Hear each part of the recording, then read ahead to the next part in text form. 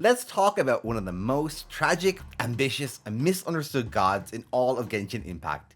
King Deshret, also known as Alhamar and the Lord of the Deserts, was one of Sumeru's 3 legendary gods. Long before the Archon War ended, he ruled alongside Greater Lord Rukkhadevata and Nabu Malikata, the goddess of flowers. He's often described as the son of the sky, and even appears descending from the heavens in early trailers.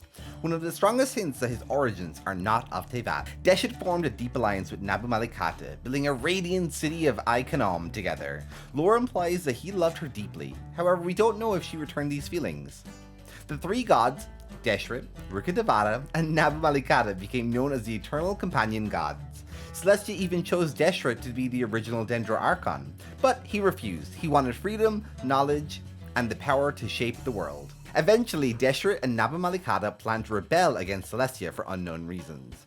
Greater Lord Rukkhadevata refused and separated herself, heading to the forest. Nabu Malikata did warn Deshret of the price he'd pay, but still helped him pursue higher knowledge, a ritual meant to reveal the secrets of the sky and the abyss. However, she paid for this with her life. We don't know if Deshret understood what her sacrifice would cost, but her death shook him so deeply, it changed everything. After her death, her followers, the Jinn, followed Deshret, and with their help and the aid of a celestial nail hidden in the sands, he created the Eternal Oasis as her tomb. He ruled the desert through 7 great pillars, one of which was supposed to be Apep, the ancient Dendro dragon sovereign.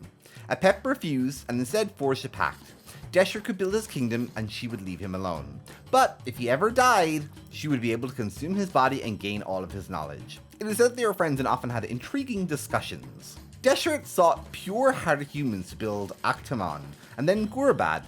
But his search of forbidden knowledge corrupted everything. It's unknown why, but Deshret rebelled against Celestia. He refused to acknowledge that their way to rule was the correct way, and sought to create his own rules for civilization.